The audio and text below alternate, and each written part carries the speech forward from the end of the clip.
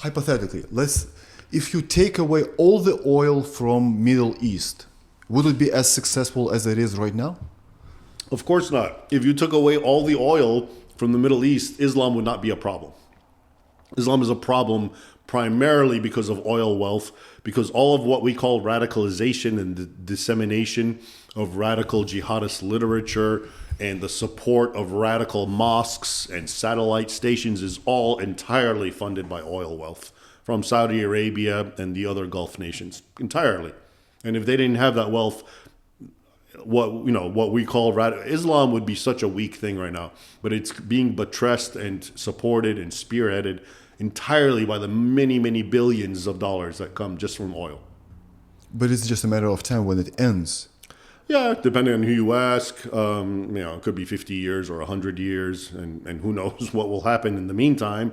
But yeah, it should end, but it could have ended a long time ago. The people who found the oil in Arabia were Western people, and at the time the Arabs were living like Muhammad in tents and Bedouins, and in the time of Saudi Arabia. They didn't even find it.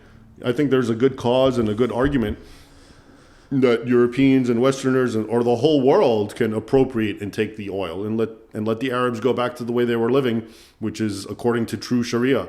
In fact, the wealth has corrupted the Arabs because they're not living according to the Sunnah of Muhammad, who lived in the desert.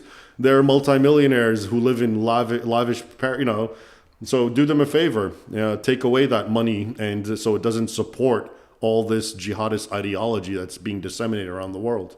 Yeah, but with all that money, they build incredible cities like Dubai, right? And you can be a Christian, you can be a Jew, and you can live in Dubai. But at the same time, they're saying that this is still a Muslim country, but you as a Muslim are not allowed to drink alcohol, but there's still alcohol or cigarettes, tobacco in that city. Yeah, but these are tiny, tiny countries. When I think of oil, I'm thinking of Arabia. And in that country, you can't even, not only can you not have a church, if Christians, laborers, Filipinos, meet or Indonesians or whatever, and they meet in a house and try to celebrate Christmas, they get arrested and tortured.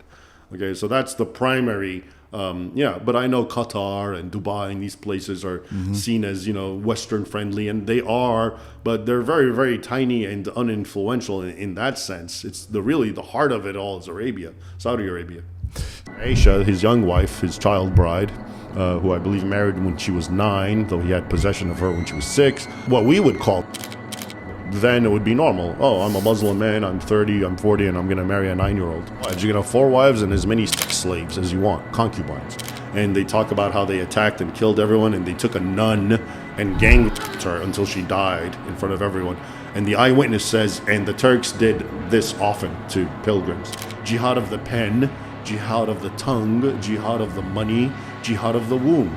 And all of them are to serve Islam, to empower it over infidels. And a Muslim is one who submits. But if you really went to it, it was a political thing. I'm superior, I'm the warlord, you're joining me, you're submitting to me in what I say, which comes from God. And that was it. He claims he's from God, but his modus operandi, the way he behaves, is all about violence, warfare, plunder, sexuality, concubinage, etc. England, it's reached the point where you can't even say the truth about what's happening without going to jail. So obviously the rulers of England, whether they are British natives, hate and are warring on their own people.